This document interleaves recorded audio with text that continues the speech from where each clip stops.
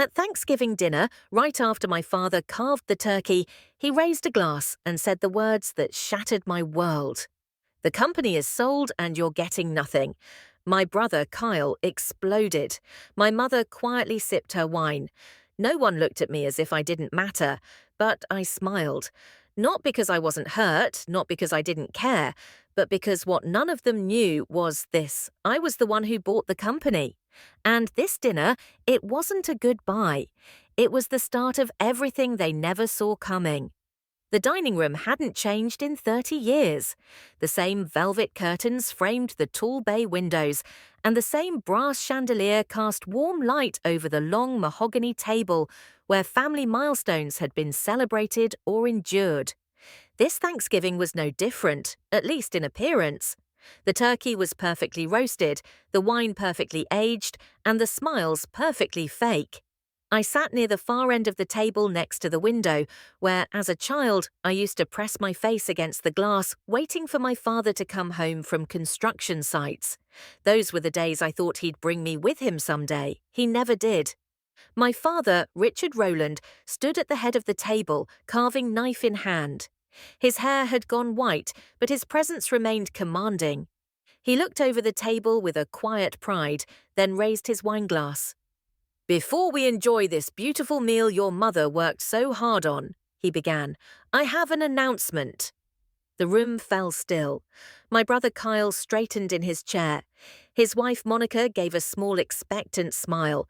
I simply reached for my water and waited. "As you all know," my father continued, "Rowland Builders has been the cornerstone of this family for over 3 decades. I built it from the ground up through sweat, sacrifice, and endless hours most of you never saw." Kyle nodded solemnly, performing reverence like an actor hitting his cues. "I have come to a decision," Dad said. "One your mother and I agree is best for our future. We've sold the company." A pause. At first, no one reacted. Then Kyle blinked hard. "Sold? What do you mean sold?" My father set down the carving knife, folded his hands over the edge of the table. "We received an excellent offer, one that allows your mother and me to finally retire the way we've always dreamed of." "You mean you're not passing it on to us?" Monica asked, her voice tight. "No," Dad replied plainly, "because none of you are fit to run it." The words dropped like stones. My fingers clenched slightly around my glass, but I kept my face neutral. Kyle's cheeks coloured, thizzed. "Dad, what the hell are you talking about?" "I've worked in sales for a decade, selling insurance." Dad cut in, not unkindly but firmly. "That's not construction. That's not managing crews, timelines, materials, OSHA regulations." Monica leaned forward. "We could learn. You never gave us a chance. You never asked for one," Dad countered. "Not once. You just assumed it would be yours, an inheritance, not a responsibility." My mother, seated silently beside him, sipped her wine and avoided eye contact with anyone. "So who did you sell it to?" Kyle demanded. "Some hedge fund in New York?" My father paused, glancing briefly in my direction, so briefly I thought I imagined it. "No, a private development firm based in Dallas. Calderon Development." The name rolled off his tongue easily. Too easily. Monica furrowed her brow. "Never heard of them. They specialize in acquiring regional firms like ours. They're committed to keeping our team in place, preserving the Rowland legacy." Kyle scoffed. "And we're just what?" "Out, cut off." My father's voice was steady. "You're adults. You've made your choices. You have your lives. Rowland Builders deserves leadership that understands what it stands for, not just people who want the nameplate on a door." I could feel Kyle staring at me now. I didn't return his gaze. He was calculating, trying to find his usual target, but this time I wasn't one. I took another sip of water and listened to the silence stretching between us all. The company was gone, the legacy was sold, and according to my father, none of us had earned the right to touch it. None of them, anyway. Kyle shoved his chair back, the legs scraping harshly against the hardwood floor. "You're selling the business, and we get nothing." "Nothing!" "Kyle," Dad began, but Kyle's voice surged louder. "No, seriously, 30 years, Dad. 30 years of you preaching family and legacy, dragging us through every miserable Sunday dinner, only to sell it off like we're strangers. What about equity? Shares? Are you saying we don't even get a piece? Monica had pulled out her phone. Her eyes darted across the screen, fingers tapping as if she could somehow calculate what she was losing. If the company's worth what you've always claimed, she murmured, then we're talking low 8 figures at least, maybe more, depending on contracts in progress. I swirled my wine glass slowly, watching the ruby liquid curl against the crystal. My father sat still, his expression carved from stone. My mother stared at her plate as if the roasted vegetables could spare her from choosing a side. There will be no equity split, Dad said evenly, no payouts. The funds are going to your mother and me for our retirement. We've earned that security. Kyle laughed bitterly. Right. Meanwhile, we're left to figure things out from scratch. Thanks, Dad. You've had 30 years to figure things out, Dad replied. You chose not to. I glanced at Monica's screen. She was already on Zillow pulling up properties in Texas, probably trying to estimate which lakefront view they were supposedly giving up. Let me guess, Kyle said, crossing his arms. Calderon Development offered what? 30 million? 40, Dad said. 40 million even. Monica gasped. 40 million? Kyle looked like someone had punched him in the throat. And you're keeping all of it? I'm retiring, Dad said simply, and your mother and I will finally get to take that Mediterranean cruise we've postponed for 20 years. I took a long, slow sip of wine. 40 million. They had no idea. Kyle turned toward me. And you're just sitting there? You're okay with this? I met his eyes. Wasn't my decision. But you're the accountant, he snapped. You've seen the numbers. You must have known something. Why didn't you warn us? I shrugged. It wasn't my place. That was true in the way that most truths hide deeper ones behind them. Kyle paced the room now, the tailored fabric of his sport coat bunching as he threw his hands up in exasperation. This is insane. I gave up real estate leads for this family. I could have opened my own brokerage 5 years ago. You still can, Dad replied without looking at him. Monica had stopped searching and was now whispering to Kyle, eyes darting to my father's expression, then back to the phone. She wasn't worried about legacy. She was worried about assets. Dad leaned back in his chair, took a slow sip of his own wine. We're not debating this, he said. The deal is done. Paperwork is in motion. Calderon Development takes ownership next quarter. Calderon Development. There it was again. I set my glass down gently, watching the rim leave a faint red ring on the linen napkin beneath it. My heart didn't race. My palms weren't sweating. I had rehearsed this moment in my head 100 times, and in every version, they never saw it coming.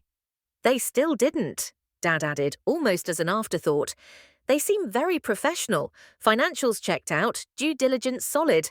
I'm confident they'll preserve the Roland name. I tilted my head slightly. They would because I'd made sure of it. No one at the table noticed the flicker in my eyes. Not yet. Not Kyle, who was still grumbling. Not Monica, who was scrolling again. Not even my father, who had finally leaned back as though the matter was resolved. But it wasn't because while they were busy counting what they thought they lost, they had no idea what I had already won. They're going to find out soon, I thought to myself, running a finger along the wineglass stem. And when they do, everything changes. There's a photo in my father's office, framed in brass, perfectly centered on the panelled wall behind his desk. It's taken on the construction site of his first major contract, a commercial plaza in Houston, summer of '92. Everyone is there, my father grinning in a hard hat, my mother beaming beside him. Kyle, barely Evan, in a miniature Roland Builders polo, holding the corner of a blueprint like he had any clue what it meant. Everyone's there except me. The edge of my arm is visible, cropped right at the shoulder. I remember that day. I'd wandered onto the site with lemonade for Dad, wearing the only tool belt I owned, plastic from a kid's workshop set. He smiled, took the drink, told me thanks, and then told me to go wait in the car. Too dangerous, he'd said. I watched from the passenger seat while the camera flashed. No one noticed when I wasn't in the final shot. That photo has hung in his office for 30 years, and I've never once been in a single one like it. Growing up, the Rowland household operated like a business. Schedules, metrics, expectations, but not equally. Kyle was groomed.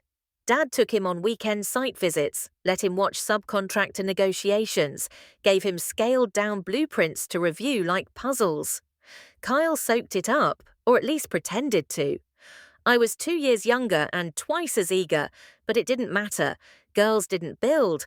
Girls didn't pour concrete or manage rebar crews. Girls stayed out of the way. When Kyle turned 16, Dad gave him a set of engraved drafting tools and a clipboard with the Rowland logo on it. When I turned 16, I got a set of monogrammed pens and a calculator. "You're so organized, Isabel," Mum had said. "You're like the brain of the family." What they meant was you belong behind the desk. So I did the books, entered invoices, reconciled accounts, took QuickBooks courses no one asked me to take. I organized, filed, color-coded, indexed, labeled, and I watched. I watched as Kyle grew bored with site visits. He started skipping them by senior year. By college, he declared a marketing major and barely came home. But Dad still talked like Kyle would take over the company someday. "You have to be patient with him," he'd say. "He's just finding himself." No one ever asked me what I was finding. Every holiday reminded me of my place. Thanksgiving dinners where Kyle got praised for a podcast appearance or a half-finished e-book, while I brought cranberry sauce and wasn't asked about work. Christmas mornings when Kyle received new watches, cufflinks, first edition biographies on great businessmen. I got scented candles and spa gift cards. Once I asked Dad if I could go with him to a concrete pour downtown. I was 22, working part-time for the company while finishing my finance degree. He looked me square in the eye and said, "Isabel, you're not built for this industry. Not built." As if I were a defective beam. So I stopped asking. I took over accounts payable, then vendor relations, then forecasting. I did the financials for 2 straight years, balanced to the penny, saved the company from a tax penalty with one well-worded letter to the IRS. They said, "Thank you," then gave Kyle a bonus for family leadership. When I tried to sit in on a quarterly review, I was told it was above my pay grade. I started taking late shifts, Saturday mornings, any hours that kept me from hearing them say, "You're not part of this."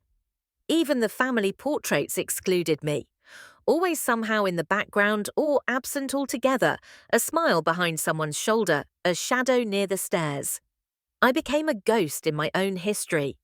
That's why when my father said tonight that none of us were worthy of Rowland Builders, I didn't flinch, because for them I was never really part of us anyway. There was one quarter, spring of 2015, when Rowland Builders was less than 2 weeks away from defaulting on a payroll line. Vendors hadn't been paid. Cash flow was strangled by 2 delayed invoices from city contracts that Kyle had failed to follow up on. Dad was out of the country at a construction expo in Munich. Kyle was consulting remotely from Palm Springs. No one was watching the books, no one but me. I remember the number exactly, 147 315 PS 42. That's how much we needed to make payroll and avoid sending 37 construction workers home with empty envelopes. I emailed Dad. No answer. I called Kyle straight to voicemail. So I called the bank myself. I'd spent the last 2 years building a quiet rapport with our local branch manager, knowing the company's account inside and out. I walked into his office wearing a navy blazer and carried every ledger, balance sheet, and projected receivables we had. I made the case like a seasoned executive, and I got the loan. An emergency bridge, 30-day maturity, collateralized against equipment assets, a stopgap, just enough to keep things afloat until the city finally paid out. The company never missed a paycheck. No one even noticed.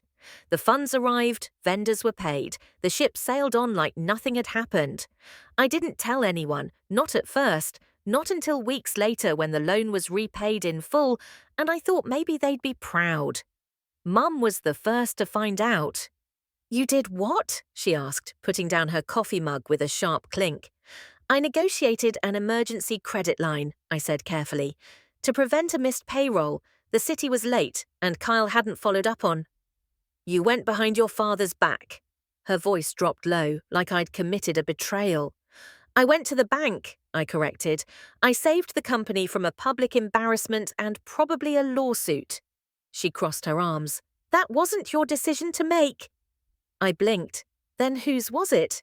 No one else was even looking at the numbers. That's not the point, Isabel, she snapped. You don't involve banks without speaking to your father. That's not your role. Her words burned more than she knew. Not your role. I thought I'd proven myself. Instead, I'd crossed an invisible line. But the worst came months later. It started small. A discrepancy in project materials on a mid-sized development in Sugarland. The invoice said 30 units of steel. The delivery log said 20, and the vendor payment processed in full. I triple-checked, then cross-referenced the approval signatures. Kyle's initials were everywhere. So I brought it up quietly, respectfully. A simple email to Dad and Kyle with attached documentation and a suggested reconciliation. No reply. 3 days later, I was summoned to Dad's office. He didn't even look up as I entered, just said, "We think it's time you take a step back from accounting." I stared at him. What? You've done good work, but we need someone more specialized now that we're scaling operations. We've hired an outside firm. I waited for the punchline. It didn't come. Kyle was leaning against the doorframe, smirking like a man who just dodged a bullet and watched someone else take it. I don't understand, I said. This is about the Sugarland invoices, isn't it? We've already handled that, Kyle said smoothly. It was a miscommunication with the vendor. I looked at Dad. You believe that? He finally looked at me. This isn't personal. We just need a more experienced team. But I found the discrepancy. And we're grateful, he said, which somehow made it worse. I walked out of that office with my spine straight and my heart in pieces.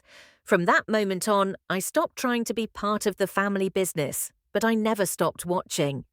The fire crackled gently in the marble hearth, casting soft orange light across the formal dining room. My father had resumed his seat now, with a glass of scotch replacing his wine. His expression was unreadable, not smug, not apologetic, just steady, as if the storm of reactions from earlier had passed, and now it was time for formalities. He cleared his throat. As of this morning, Calderon Development has transferred a $10 million deposit into escrow. The air shifted. Monica actually leaned forward as if trying to physically catch the words before they vanished. 10 million, she echoed. Kyle whistled softly. That's impressive. Dad nodded. It's part of the total purchase agreement, 40 million paid in 3 structured installments. Kyle sat up straighter. His calculating tone returned. And how's that being divided? Dad didn't blink. It's not. Silence. Then Kyle laughed short, incredulous. Wait, what? You heard me, Dad replied, voice still calm. Your mother and I are retaining the full amount. Monica's smile froze in place like bad Botox. Surely you don't mean all of it? We do, my mother said, finally speaking up, though her voice was soft, eyes still on her plate. Kyle's laugh died instantly. You're kidding! You're actually cutting us out. This isn't cutting you out, Dad said. It's giving us our due. 40 million, Kyle barked. You're retiring on 40 million and giving your kids nothing after everything we've done for this family. I kept my eyes on my wine glass, gently turning the stem between my fingers. You built nothing, Dad replied, his tone still controlled. You weren't involved. You didn't offer to help, to learn, to lead. You stayed on the sidelines, Monica scoffed. Kyle gave up a whole real estate career for this family. He worked remotely 2 hours a week, I said quietly, surprising myself. All heads turned to me. Kyle's eyes narrowed. Excuse me? I looked up at him calm and unshaken. You gave up nothing, Kyle. You showed up late to meetings, missed payroll calls, and pushed off client updates to interns. I know. I used to schedule them. Kyle's face turned red. Oh, look. The accountant speaks. Monica joined in with a thin smile. Isabel, no offense, but you typed numbers into spreadsheets. That doesn't mean you understand legacy wealth or equity structures. It was almost funny how confident she was. Dad shifted in his seat. That's enough, he said, but I raised a hand. No, it's fine, I said, voice steady. Let them talk. They've been talking for years. I've gotten good at listening. Kyle leaned forward, elbows on the table. You don't know what it takes to manage a sale like this, Isabel. You're just the numbers girl. You probably didn't even understand the terms of the Calderon deal. I tilted my head slightly. Is that so? Monica waved a hand. She probably thinks escrow is a furniture brand. I smiled. This wasn't the time to correct them. Not yet. Not here. Because I'd played my role perfectly. They wanted me invisible, overlooked, undervalued, a ghost in the family legacy. So that's exactly what I became. And while they were busy talking over each other, shouting about fairness, equity, and what they thought they deserved, I had already taken the one thing they never thought I'd touch, the company. I took one final sip of wine, set the glass down gently, and wiped the corners of my mouth with my napkin. Then I looked across the table and said, I do have one small question about Calderon development. The room froze. Dad looked up, puzzled. Kyle narrowed his eyes. Monica stopped mid-scroll on her phone. Even my mother shifted in her seat. What about them? Dad asked carefully. I reached down beside my chair and retrieved my laptop bag. From it, I pulled out my slim silver MacBook, flipped it open on the table, and typed a few quick keystrokes. The screen lit up with a clean, dark blue presentation slide. Across the top, it read Calderon Development, Legal Ownership and Corporate Structure. I did some due diligence of my own, I said, voice calm, measured. Just wanted to understand the background of the firm buying our family's legacy.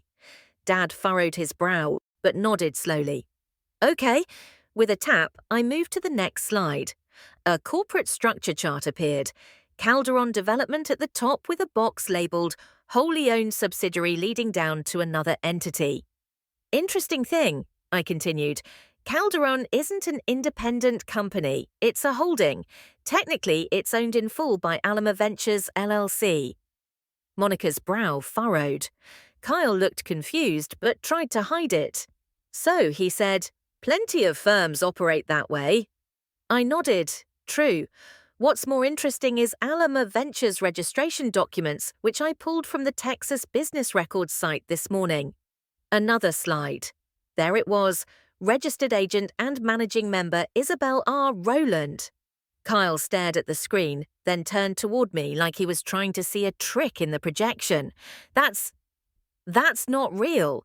I turned the laptop so they could all see it clearly. The state seal, the registration number, the digital timestamp, all real, all official. I founded Alama Ventures 3 years ago, I said, addressing my father directly now, and I formed Calderon as a vehicle specifically designed to acquire mid-size construction companies with strong reputations and poor succession planning. The room was silent. A long, breathless silence. Kyle finally broke it with a disbelieving snort. You're joking. You made that logo in Canva or something. This is some prank. I looked at him flatly. Would you like to verify it yourself? I can send you the EIN. The LLC documentation is public. Monica leaned closer to the screen, lips slightly parted. Wait a minute. This is real. It is, I said. And this morning, Calderon Development placed a $10 million deposit into escrow to purchase Rowland Builders. The remaining $30 million will be transferred upon finalization next quarter. Dad looked like he'd forgotten how to blink. You bought my company. No, I said gently. I'm buying it. It's not final yet. I wanted to go through the same due diligence process as any other professional buyer would. Kyle slammed his palm on the table. This is insane. You've been planning this behind our backs. I've been building this since you were still trying to get verified on social media, I replied. But I didn't do it behind your backs. I just did it quietly. Because none of you were ever listening, Mum whispered. Isabel, I moved to Dallas to study commercial real estate, I continued. Got my MBA, started consulting for development firms. Then I built Alarma Ventures, acquired 2 concrete suppliers and a renovation firm before Calderone. I've been preparing for this. Monica looked at Dad. She's serious, Richard. She's been preparing for this. Kyle turned to me, face red. You can't just swoop in and buy the family name. I tilted my head. Isn't that exactly what you were hoping to do, Kyle? Except without knowing anything about how it worked. Dad hadn't spoken. His eyes were fixed on the screen, jaw tight, mind visibly spinning. Monica finally sat back, muttering to herself, "This changes everything." Yes, it did. The silence that followed was thick and brittle, like glass under tension, ready to shatter with the wrong word. I closed the laptop quietly and folded my hands in front of me. It's not just a sale, I said finally. It's a preservation. Roland Builders won't disappear. It'll expand under Calderon's umbrella under my guidance. Dad looked at me, truly looked, for the first time, not as the daughter he once dismissed, but as the woman who now sat across from him, holding the fate of his life's work in her hands.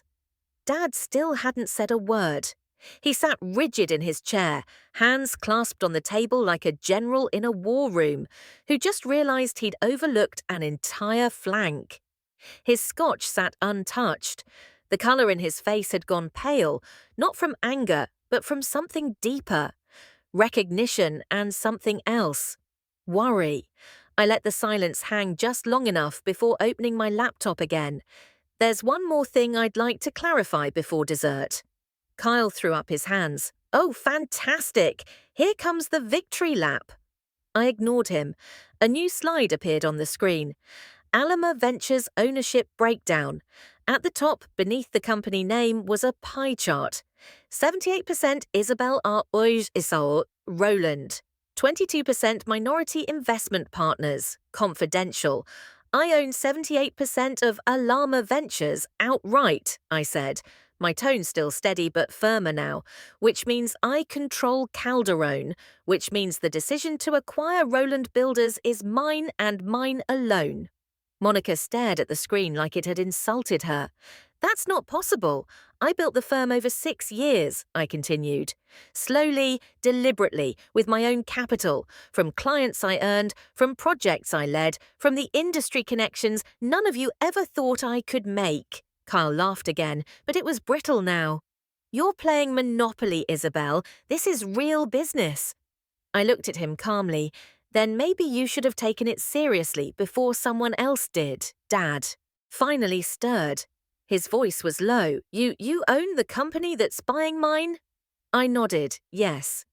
And I've been evaluating Roland Builders for the past 14 months under complete anonymity, the same way I've evaluated every other acquisition. You passed every benchmark. You should be proud. But why? He asked, voice raw. Why do it this way? Why not tell me? Because I didn't want a favor, I said. I didn't want it gifted to me because I was your daughter. I wanted to prove I could earn it and offer you full value for it. He looked down at the table, shaken in a way I'd never seen. But there's more, I said. Kyle groaned. Oh, for what now? I moved to the final slide. It showed an aerial view of our neighborhood. On the edge of the Roland Builders property line was a rectangular plot of land. The old lumberyard, abandoned for years, tucked behind a rusting chain-link fence. It was outlined in bold blue. Underneath it read, Pending Acquisition, Alarma Ventures. Dad sat up straighter, his eyes locked on the screen. I believe this is the parcel you've been negotiating privately, I said. Your retirement project, a boutique commercial strip, if I'm not mistaken. His mouth opened slightly. How? How do you know that? I met his gaze because Alameda Ventures is 2 days away from closing on it. Kyle looked at me, then at Dad. You mean she's buying your other property, too? I didn't even list it, Dad muttered. I was in early discussions, just preliminary. You went through Red Rock Commercial, I said. Their junior broker posted the property as pre-development interest and only on a public board for less than 24 hours. I made an offer within 6. Dad was speechless. That parcel connects directly to Roland Builder South Exit, I continued, which makes it ideal for a logistics expansion or a commercial mixed-use pivot. I'm planning the latter. You knew what I was planning? He asked, almost in awe. I watched, I said softly. All these years I paid attention, I learned. And while you were preparing for retirement, I was preparing to build something new with your foundation. He leaned back, processing the weight of everything. It was then I realized the man who never thought I was cut out for this now had nothing left to say. Because the daughter he forgot to watch had become the woman he couldn't ignore.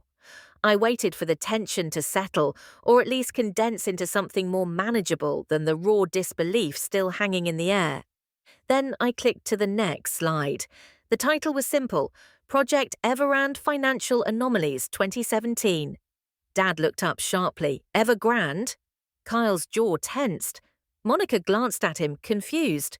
Is that one of your developments?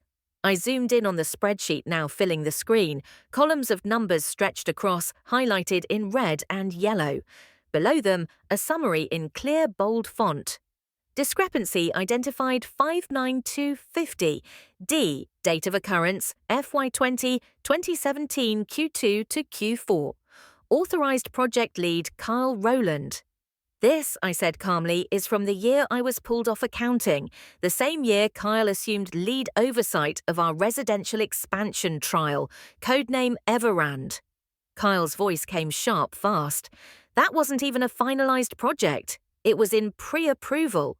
You pushed the budget through with Dad's signature, but then you reallocated funds slowly across 3 quarters, reimbursed vendors for services never rendered, initiated duplicate line items, used shell invoice numbers. Sloppy work, really. He stood up. That's ridiculous. I didn't flinch. I have original invoices, bank reconciliation files, even time-stamped approval routing logs from the old SharePoint. You weren't careful. You're twisting numbers, Kyle hissed. Dad turned to him. Is that true? Kyle's eyes darted. Of course not. Isabel's been harboring resentment for years. She's just trying to sabotage me. Because what? I asked. Because I finally had enough of watching you bleed the company dry while pretending to be some golden heir. Kyle turned red. You're insane. Monica finally spoke, voice cautious. Wait, is this why you were removed from accounting, Isabel? I met her gaze. The day I sent a confidential report to Dad about a $17,000 mismatch between vendor payouts and project logs was the same day I was told I wasn't a good fit for internal financial oversight. The real reason I got sidelined wasn't personality. It was proximity to Kyle's mess. Dad swallowed hard, looking like someone had just pulled a rug out from beneath him. You never told me that, he said. You didn't want to hear it, I said. You wanted someone to blame quietly, so you picked me. And Kyle got to continue unchecked. Kyle slammed his palm on the table again. You're lying. I'm presenting data, I said. He shook his head wildly. There's no proof. You can't tie that directly to me. I clicked once more. Up came scanned approval emails from Kyle's account with timestamps. Approval signatures. One even forwarded from his personal Gmail.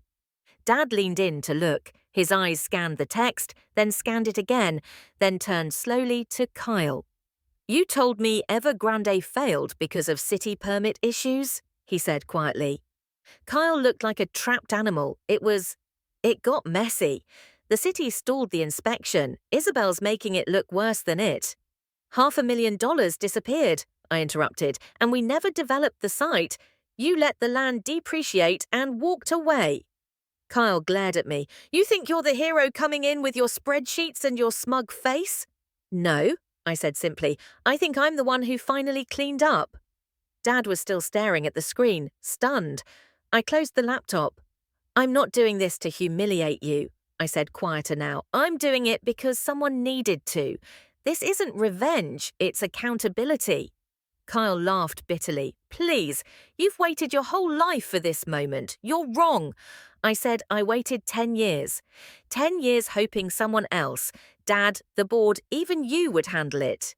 You didn't, so now I am. Monica folded her arms. What? You want applause? You want to buy the company and air the family's dirty laundry in front of us? No, I said I want to rebuild what matters. You want to see it as vengeance. That's your lens. But me, I see this as restoration.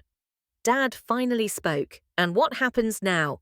I looked at him, my voice softening. Now we stop pretending. We stop rewarding dysfunction, and we start protecting the name you spent 3 decades building. He nodded slowly. And you? You really believe this is the way? I do, I said, because I'm not here to punish anyone. I'm here to fix what you didn't know was broken. Kyle's voice came low, bitter. So what now? We're just outsiders. I turned my gaze to him, steady. You were never really in. He flinched, the words cutting deeper than I intended. Monica sat stiffly beside him, her arms crossed, lips pressed tight. She hadn't spoken since the last bomb dropped. Not because she had nothing to say, but because her calculations were finally collapsing. We're your family, Kyle said, eyes burning. How could you do this to us? I set my laptop aside and leaned forward. You think this is about exclusion? It's not. It's about who showed up when it counted, Monica snapped. You act like we never cared. We came to family dinners. We checked in. You came for holidays and left before cleanup. I said, you showed up for champagne, not for scaffolding, for ribbon cutings, not project delays, for credit, not construction. Kyle stared, jaw clenched. That's not fair. No, I said. What's not fair is pretending I wasn't trying to help until I wasn't allowed to anymore. He blinked. What do you mean? I inhaled slowly, then spoke with the clarity of someone who had waited years to be understood. Do you remember the land parcel on Addison Creek, the empty one near the freight corridor? Kyle nodded slowly. Yeah, Dad said no one wanted it, too narrow for development. Poor drainage, I smiled faintly. He said that to me, too. When I asked if I could purchase it, Kyle frowned. Wait, that lot? I nodded. It was the first thing I bought when I was pushed out. I offered to buy it from Dad. He laughed and told me I'd go bankrupt in 6 months. So I waited until it went back on the market, then made the purchase quietly. That land became the cornerstone of Alama Ventures. Dad's eyes widened. That's where you built? Yes, I said. That was the foundation of my first development deal. I partnered with a logistics firm, developed a flex space warehouse project, and turned a profit in 14 months. Kyle shook his head slowly, like he couldn't decide whether to be angry or AED. So that's where it all started. That's where you all stopped watching, I said. When I stopped being part of the family business, I started building my own. Monica broke her silence. But you didn't tell us. Would you have listened? I asked. Every time I brought up numbers or zoning or site plans, you changed the subject, made jokes, said I was cute for trying to play with the big boys. So I stopped trying to convince you, and I started proving it to myself. Kyle leaned back, his expression unreadable. I looked at him softer now. This isn't about punishing you, Kyle. It's about reclaiming the space you all told me I didn't deserve. He didn't speak, just stared at the plate in front of him. Still full, untouched, cold now. Dad was still quiet, watching, processing. You told me no, I said, voice directed at him now when I asked to come back, when I offered to help after the ever-grand mess. You said I was too emotional for leadership, too analytical for site work. You said I'd fail.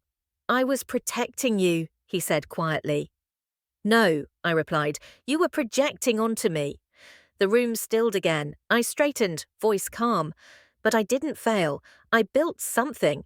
Not out of revenge, out of necessity, out of belief in myself. And now I'm not here to take your place. I'm here to offer you something better than inheritance. Continuity. I looked around the table, gauging the silence. Then he exhaled and said, There's one more thing you should all know. Monica gave a dry laugh. Of course there is. Dad's brows furrowed, waiting. Kyle just looked exhausted now. Not defeated, but like a man finally realizing the room was spinning without him. I didn't just disappear, I said, back when everything fell apart. When Evergrande collapsed and I was told to leave accounting, I didn't just walk away. Dad looked puzzled. But you never came to me. Yes, I did, I said quietly, just not directly. He blinked. I don't understand. I turned toward Mum.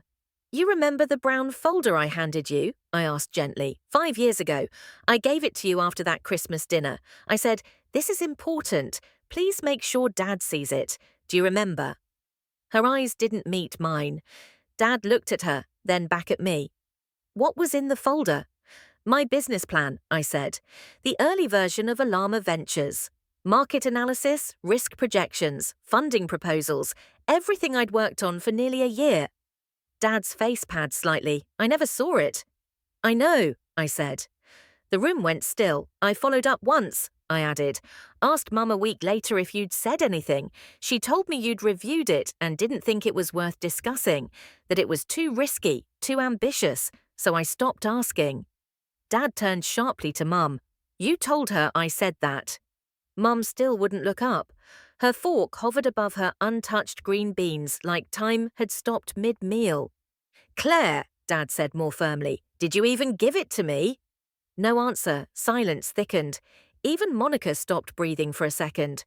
Kyle looked from face to face, unsure whether to smirk or explode. I found it later, I continued.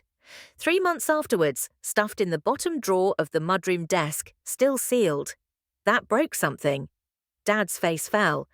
You're saying I never stopped trying, I said. You just never got the chance to see it because it was never delivered. He turned again to Mum, softer now. Why? Still no answer. I don't want to fight, I said, breaking the tension. I'm not telling you this to start a war.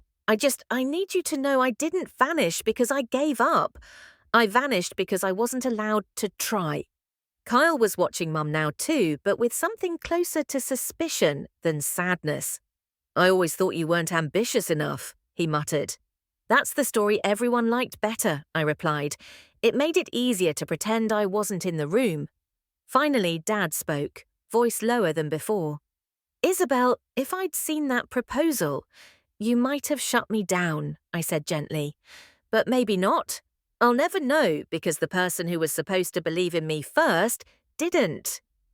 Mum's hands were shaking, but she still hadn't spoken. Dad leaned back, taking it all in, and I could see the years pile up on his face. All the missed chances, the misunderstood silences, the weight of a legacy left half told. I didn't buy Roland Builders to win, I said, bringing my voice back to clarity.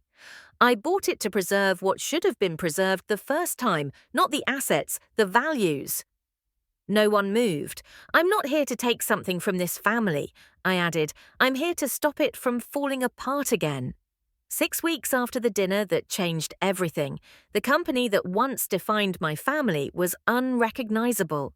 And that was exactly the point. Roland Builders hadn't vanished. It had been rebuilt from its core, structure intact, vision renewed. The first thing I did as CEO was remove the hierarchy that kept good people quiet and promoted loyalty over performance. Project leads were now evaluated by results, not family trees. Financial transparency wasn't just encouraged, it was mandatory. I didn't march in waving banners or rebranding the place in my name. In fact, the name Roland Builders stayed. Not because it honoured us, but because it honoured the crew who showed up every day, rain or shine, for decades. The new mission was clear: build better inside and out. Monica surprised everyone, including herself, when she declined a corporate title. Instead, she approached me with a proposal 2 weeks after the acquisition. She wanted to start a boutique branding agency focused on real estate and development. I don't want a favour, she said, her voice unusually sincere. I want to pitch. So she did. She showed up to the Alarma offices with a 5-slide pitch deck and a handcrafted mock-up of rebranding concepts for our underused commercial arm. It wasn't flashy, it was focused, thoughtful, on point. I gave her the first contract that afternoon. We weren't friends, not yet, but we were professionals, and that was a beginning neither of us saw coming. Kyle, on the other hand, took longer to figure out where he belonged, or whether he belonged at all. After the dust settled, he requested a meeting. No suits, no demands, just him in jeans with a notebook full of questions. "I know I screwed up," he said without preamble, "but I'm not done. I don't want to be." I asked him what he actually wanted for the first time in years without assumptions. He paused, then said, "I want to learn for real this time, from the ground up." It didn't mean I forgot what he'd done, but I believed in second chances, earned ones. So, I placed him as an assistant site manager on a mid-scale redevelopment in South Austin. No corner office, no last name perks. He reported to a superintendent who didn't care who his father was and gave no special treatment. For the first few days, he didn't talk much, but by the end of week 2, he'd learned how to manage punch lists without delay and negotiate last-minute material deliveries during a supplier strike. He was earning his way. But I made it clear, one slip and he was out. No warnings, no redos. Kyle understood I didn't do it to punish him. I did it because legacy means nothing without accountability. That was the thing no one ever taught us growing up. For the first time in a long time, Roland Builders wasn't about egos or inheritance. It was about value, real value, the kind you build with your own hands or with your own grit. And me, I didn't watch from afar anymore. I walked job sites, I met with suppliers, I sat in HR interviews and budget meetings and union negotiations. Not because I had to, but because leadership doesn't live in a title. It lives in the trenches. There were days I still felt the ache. The one that comes when you realize how much time was lost to being underestimated. But there was also pride because now I wasn't proving anything to anyone. I was building something that proved itself. The progress was slow, but it was real. Kyle had lasted longer than I thought he would. 3 months on the job site, working long days handling real problems. He didn't complain, didn't push back, even managed to earn a little respect from the site crew. But old habits like termites don't always make noise until the damage is deep. It started with a routine audit of materials procurement. Nothing unusual. A quarterly check-in I personally insisted on since the acquisition. My assistant flagged an anomaly, a $92,000 invoice from a mid-tier supplier for steel reinforcements that weren't scheduled to arrive until 6 weeks later. The numbers didn't make sense. The project didn't need that volume of steel.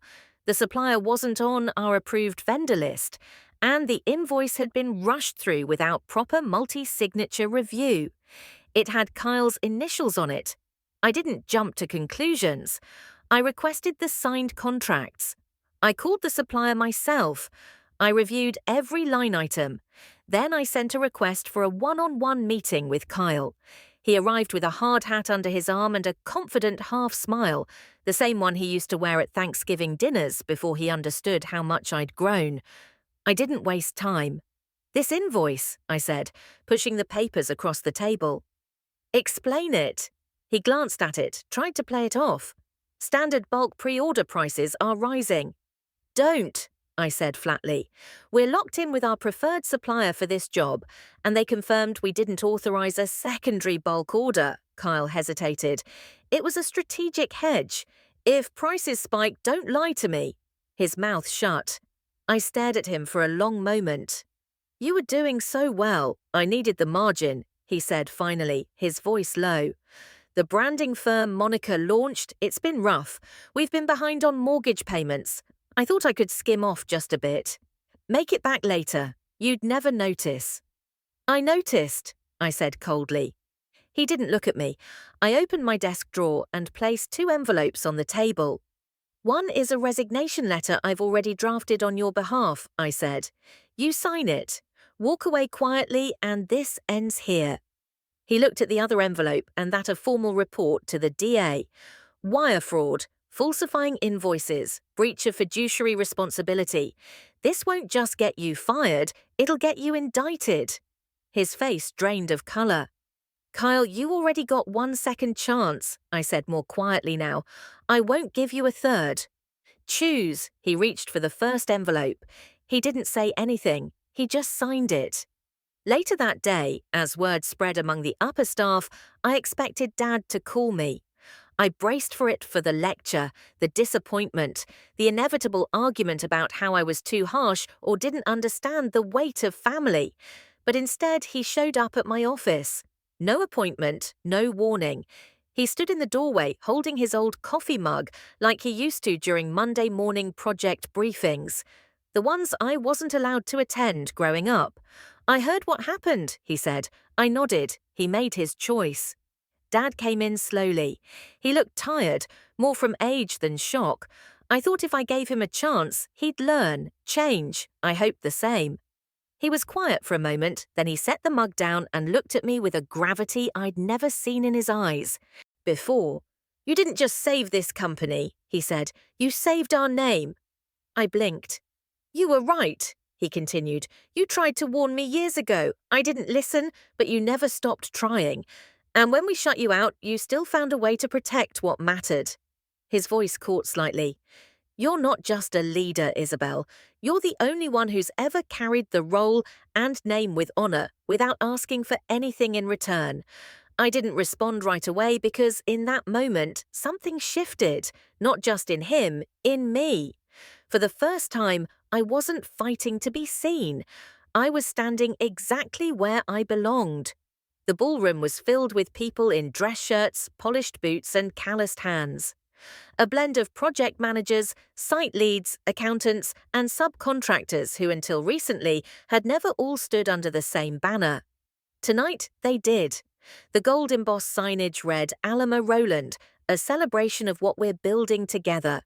It was the first company event under the merge name, not a gala, not a flashy investor soiree, just a celebration for the people who'd kept the lights on. The concrete poured and the contracts honored. I stood near the stage, scanning the room. There were rows of buffet tables, a modest open bar, a jazz trio in the corner. The budget wasn't extravagant, but the feeling in the air, it was earned. Monica sat at a round table near the front, hair swept into a loose, shiny, laughing softly with 2 junior designers from her agency. Her smile was calm, not forced, the kind of smile that comes after chaos when you finally find your footing. We hadn't talked much since Kyle left, but she'd stayed. Delivered on every branding promise, proved she wasn't just attached to a name.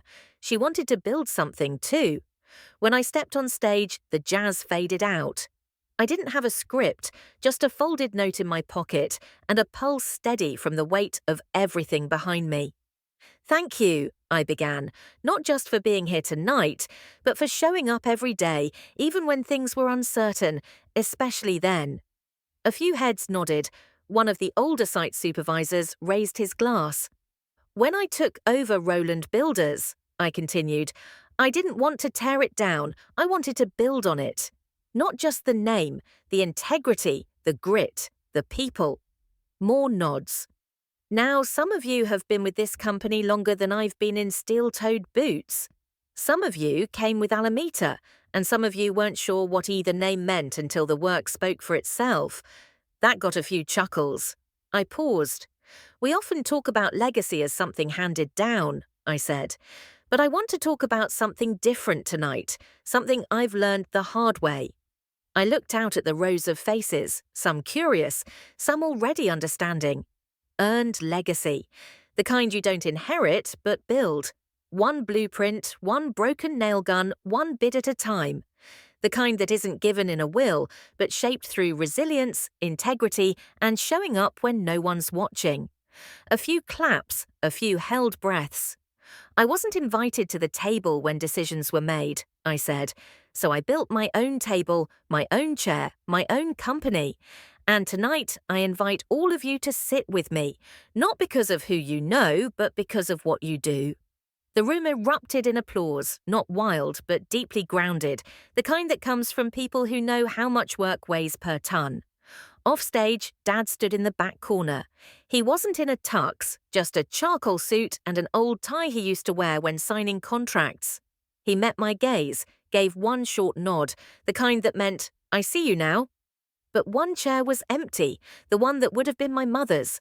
I hadn't invited her, not out of malice, but because this space was earned, and she'd never once stepped into the work it took to make it. I turned my attention back to the crowd. Tonight wasn't about who hadn't shown up. It was about who had and who never stopped. The party ended just before midnight.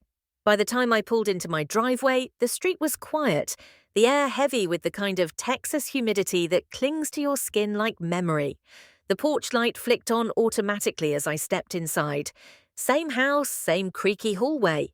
But everything felt different now, not because the house had changed, but because I had. I walked into the dining room, set down my bag, and paused in front of the old oak table. It had seen better years. Scratch marks from moving days, candle wax stains from birthdays, the faded watering where Mum used to set her sweet tea. But what drew my eye was the chair at the end, the one I used to sit in, or rather the one I was never really invited to sit in. Growing up, family dinners had a script. Dad at the head, Kyle next to him, Mum closest to the kitchen, me somewhere between being useful and being ignored. That chair, the empty one, was a symbol of all the places I wasn't welcomed. All the meetings I wasn't called into, all the decisions made as if I wasn't there. And tonight, after everything, after the acquisition, the twists, the unraveling, I found myself standing in front of that chair with something in my hand, a letter, not printed, not typed, just handwritten in pen on cream stationery.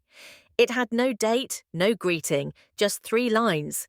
"I don't need your apology. I just need to be seen. Truly, finally seen."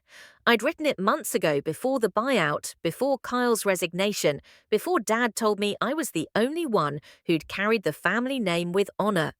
I'd meant to give it to Mum, or maybe just leave it in that drawer in the mudroom, the one where she'd hidden my first business plan. I thought maybe she'd find this one too one day. But standing here now, I knew I didn't need to send it. I didn't need her eyes to validate what mine had always seen. With a slow breath, I tore the letter in half. Then again, the pieces fluttered into the wastebasket like old confetti from a party no one remembered. I turned away from the table and walked to my office.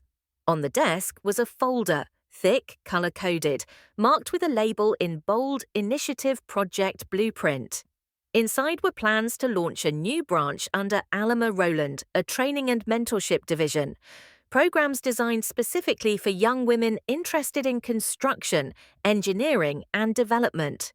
Workshops, scholarships, on-site internships, trade school partnerships, leadership development, everything I had once wished existed for me. Everything no one had thought to build because no one believed someone like me would need it. But I wasn't building it for me. I was building it for the next girl who got told to stay in the kitchen while the men talked money. For the girl asked to take notes instead of lead. For the girl sent to accounting when she belonged in the boardroom or on the job site with steel in her hands and strategy in her bones. The final page of the proposal held the mission statement written in bold type. "We don't wait for a seat at the table. We build the whole damn hall." I picked it up, smiled, and whispered to the empty room, "This is the legacy I choose."